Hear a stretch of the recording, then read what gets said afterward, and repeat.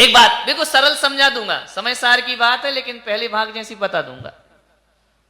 पानी का स्वभाव क्या है ये तो सबको मालूम होगा, बोलो। जल का स्वभाव मिष्ट है, शीतल है, शांत है, जल की तरह ये आत्मा। जल का स्वभाव क्या है? शीतल। क्या है जल का स्वभाव? क्या, कैसे माना कि शीतल है? बोलो। जल का स्वभाव ठंडा है, कैसे जाना? बोलो ना, प्रत्यक्ष देखकर। तो इतना सा भी उत्तर नहीं आता। प्रत्यक्ष पानी का उपयोग नहीं करते क्या? दिखाई नहीं दे रहा पानी, अब उसमें के लिए फिर कोई थर्मामीटर लगाओगे? दिख तो रहा है ठंडा है, हैं? जल का स्वभाव क्या है? जल का स्वभाव क्या है? जल का स्वभाव क्या है? पक्का पक्का बताना।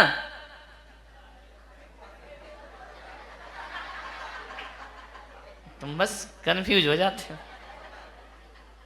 भाई। अधूरा उत्तर है तो कंफ्यूज क्यों नहीं करूंगा मैं? एक आदमी आए बोले महाराज आप कंफ्यूज बहुत करते हो, तो जब उत्तर तुम्हारा परफेक्ट नहीं है तो कंफ्यूज तो हो गए। जल का स्वभाव क्या है? ठंडा। तो गर्म पानी क्या होता है? पानी अकेला ठंडा है या गर्म भी है? गर्म पानी का स्रोत होता ना, झरने निकलते, राजगीर में गर्म पानी का झरना नहीं निकल रहा। तो इसका मतलब है पानी की दो चीजें हो गई, दो अवस्था। एक कौन सी? ठंडी अवस्था, और एक, यदि पानी का स्वभाव गर्म होना नहीं होगा तो कोई भी अग्नि उसे गर्म नहीं कर सकती। यानी पानी में गर्म होने की भी शक्ति है, और फिर कैसे अधूरे उत्तर देते, फिर कहते कंफ्यूज कर दिया। बोलो। पानी में दो शक्ति हो गई। ऐसे तो बहुत सारी शक्ति है पानी में, बहने की भी है, तरलता की भी है, ठोस की भी है, उड़ने की भी है, सब पानी की अनंत शक्तियां हैं। हर द्रव्य में शक्तियां बहुत सारी होती हैं, चाहे जीव हो या पानी। कोई अकेला ठंडा थोड़ी होता है, जम भी तो जाता है बर्फ में, ठोस हो गया। समझ में आया? उबल गया तो गैस बन गया, भाप बन गया। समझ में आ रहा? अग्नि का संबंध मिला तो गर्म स्वभाव हो गया, और ठंडा हवा मिल गई तो अब पानी क्या है? तुमने तो एक ही चीज कह दी, ठंडा है, और चीजें इनका क्या होगा? पानी का स्वभाव मीठा, तो फिर समुद्र क्या होता है? तो फिर क्या करोगे इसका? तो पानी में, हर द्रव्य में अनंत शक्तियां हैं। पानी में दो शक्ति, जिसकी अपन चर्चा कर रहे हैं उसकी बात करें। दो शक्ति पानी में, कौन कौन सी? एक तो पानी में गर्म होने की शक्ति भी है, और एक पानी में दो शक्ति हो गई। नहीं आ रहा समझ में? बोलो। अभी बात बताओ, पानी में गर्म होने की शक्ति कब प्रकट होगी? जब उसका संबंध काय से होगा? ताप से। आग बस मत बोलो, सूरज से भी हो जाता है, फिर फंस जाओगे। अधूरे उत्तर नहीं है ना। इलेक्ट्रिक हीटर से भी हो जाता है, सूर्य से भी हो जाता है, गर्मी से भी गर्म हो जाता है। गर्मी के दिन में छत पे रख दो तो गर्म होगा कि नहीं? और तुम बोलो आग से ही गर्म होता है क्या? है? तो चलो अब समझने के लिए आग ही मान लो। पानी में गर्म होने की शक्ति है या नहीं, पहले ये फाइनल करो। है ना? कब होता है गर्म? जब नीचे क्या मिलता है? ताप, है ना, हीट, गर्मी, आग। समझ में आ रहा? तो पानी क्या हो जाता है? अब पानी को यदि ताप से दूर रख दो, जीव किसे कहते हैं? जिसमें ज्ञान दर्शन हो। तो अज्ञानी कैसे हो गए? अज्ञानी हो गए तो पुद्गल हो गए। जीव का तो स्वभाव है ज्ञान, अलग नहीं हो सकता। अपन अज्ञानी है क्या? बोलो मैं अज्ञानी हूं, मुझ में ज्ञान नहीं है, तो आप फिर पुद्गल हैं, अजीव हैं। आप जीव कहां हैं? जीव में ज्ञान तो होता ही है, जन्मजात होता है, अनादि से हमेशा रहेगा।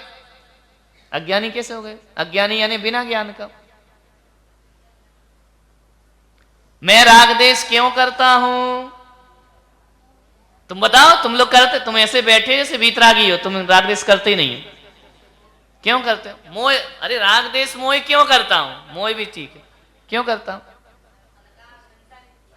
अरे मोह कोई तो लगाव कहते ना, पर्यायवाची शब्द क्यों बता रहे हो? लॉजिक बताइए, क्यों समझता हूं? तो सिद्ध भगवान जीते हैं कि नहीं? तो वो मोह करते हैं, तो जीने के कारण मोह करता हूं क्या? तुम एक जीव हो, तुम्हारे अंदर ज्ञान दर्शन भी है, और तुम राग देश मोह करते हो। इसमें तो तुमसे मतलब मैं भी है, नहीं तो तुम समझे अपने आप को होशियार समझ रहे थे, है ना। अब प्रश्न ये है कि राग देश मोह बोलो या कर्म बोलो या आसक्ति बोलो, ये मैं क्यों करता हूं? बोलो, क्यों होता हूं इंद्रियों के बस? लॉजिक बता।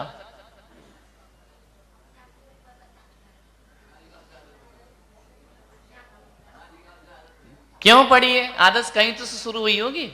क्यों डाल रखी मैंने ऐसी आदत?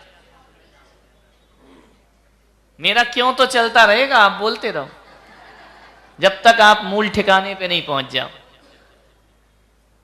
भले कपूर चंद जी ने सबको ठिकाने पे लगा दिया हो, लेकिन मेरा ठिकाना तो कुछ और है। बोलो, क्यों करता हूं?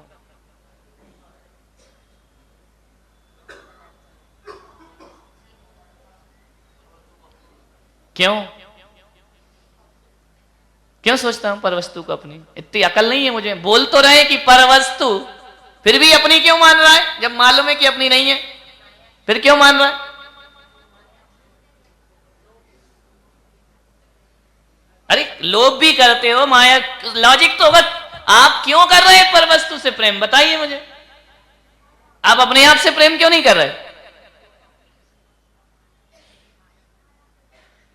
आपको ये घड़ी अच्छी क्यों लग रही है? लग तो सबको रही, लेकिन क्यों? भोग अच्छे क्यों लगते हैं?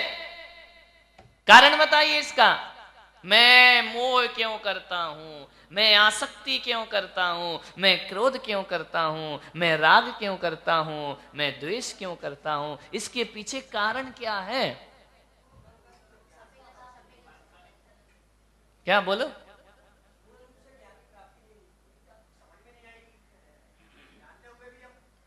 क्यों कर रहे हैं? यही तो समझ नहीं आ रहा कि हम करते हुए भी नहीं जान रहे कि क्यों कर रहे हैं। रत्नत्रय से क्या होता है? रत्नत्रय का ज्ञान नहीं है तुमको? क्या होते है रत्नत्रय? बोलना। तो है तो ज्ञान, और कैसा ज्ञान चाहिए? इसको तो रत्नत्रय बोलते हैं।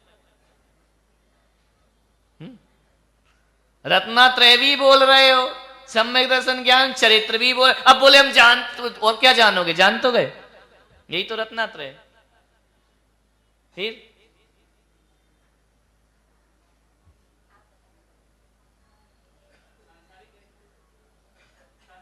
मैं सिद्धों से बात नहीं कर रहा हूं, संसारियों से कर रहा हूं।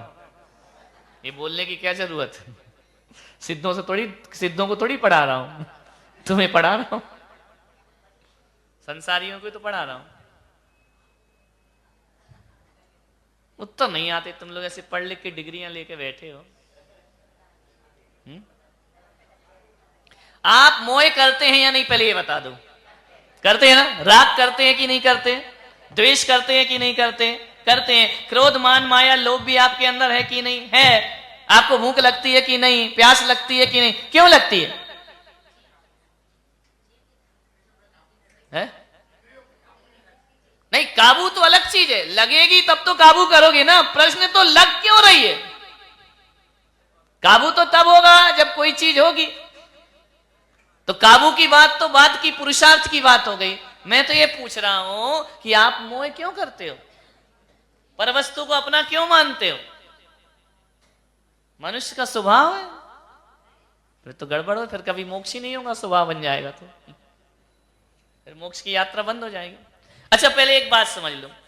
शुभाव और विभाव क्या होता है, इसको समझो पहले।